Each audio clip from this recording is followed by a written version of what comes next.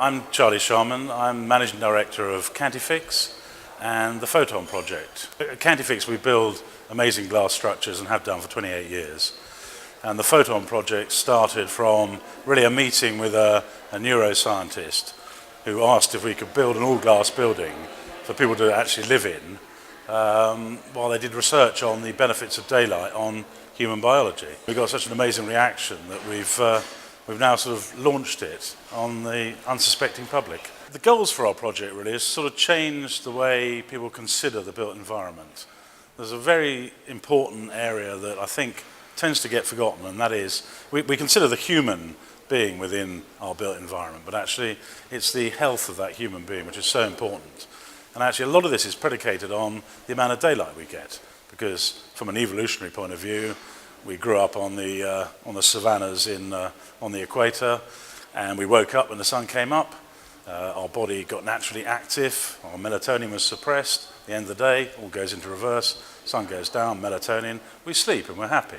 Now, of course, it's all changed. We wake up sometimes because our alarm clock tells us to, it's dark outside, we lie in bed at night staring at our iPads. Our body's saying, well, hang on, you're looking at your iPad, it must be daylight. Therefore, there's absolutely no reason to go to sleep. So what's happening is our body clocks are getting completely out of rhythm. And this is actually making a massive effect on our health and our well-being. The Photon space is a sort of a living environment. We're not expecting people to spend their lives in it. It's 45 square meters, it's all glass. Even the glass itself is supported on glass beams. It's cutting edge in terms of the innovation of the technology. What about privacy? What about heat and all those things? This is glass that not only cuts out all UV rays, it limits solar radiation dramatically. In fact, it keeps the internal climate pretty temperate with no heating or cooling needed. And we also have a very important feature in here that the glass can switch from clear to opaque. So one thing for sleep, but secondly, of course, a little bit of privacy. Because you've got the advantage of all glass, of course, your surroundings become part of your internal space, so they feel a lot bigger. And they're basically divided into a bedroom and a sitting room with a small kitchen, a shower, and a bathroom. So they're everything you need for maybe a short stay. And from a biological point of view, a short stay is all you need to correct it. 3 or 4 days under daylight conditions and let your body respond naturally is enough. We're actually building daylight suites is what we're calling them. So they're for hotels, they're for wellness tourism, destination spas, and for private residential. What we call intelligent daylight is managing the natural resources, obviously the sun, in such a way that it fits in with modern life.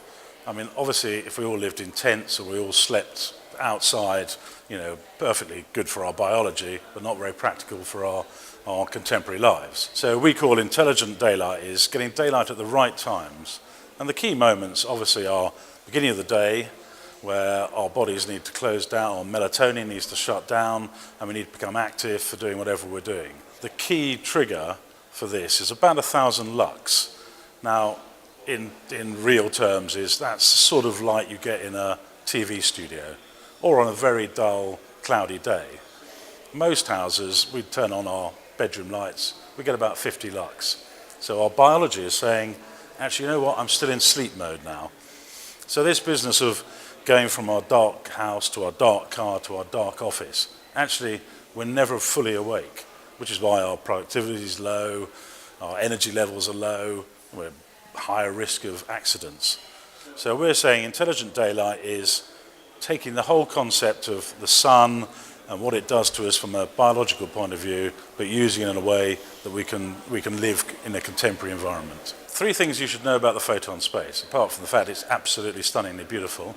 It's practical, it works from a scientific point of view, and this is very important to us. This is not a therapy, not some weird, strange therapy.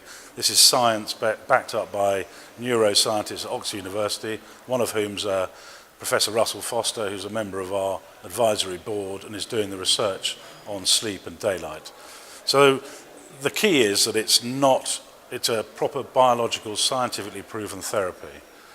But otherwise, it's our chance to go back to how we should be.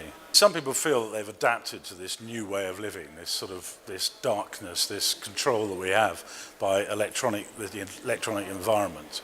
But actually we haven't adapted. Our bodies, our evolutionary span is 200,000 years. Modern lighting really was only sufficient to work by from about 1930 onwards. So we haven't adapted, we've made good. And what it's doing is causing massive changes in small ways like stress, sleep patterns, seasonal affective disorder, anxiety, but also in major changes.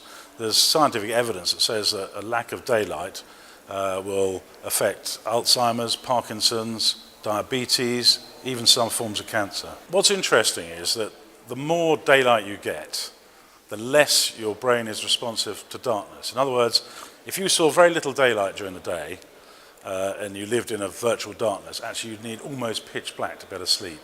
Because your body, it's the photosensitive cells in your eye that are only judging the difference between light and dark. So if they get a lot of light, they don't need a lot of dark.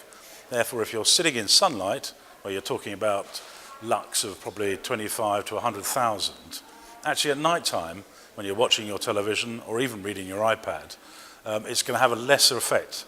So your melatonin is going to say, okay, I recognize daylight, I now recognize there's a change.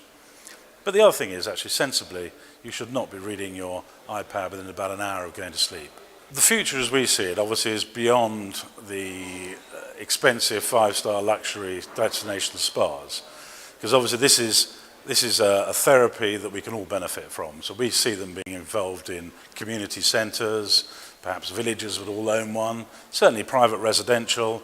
They don't have to be the grand statement that we're talking about with the photon space. They could be a smaller space that you perhaps spend 2 or 3 nights sleeping in just to get your body clock, your circadian rhythms back in tune again.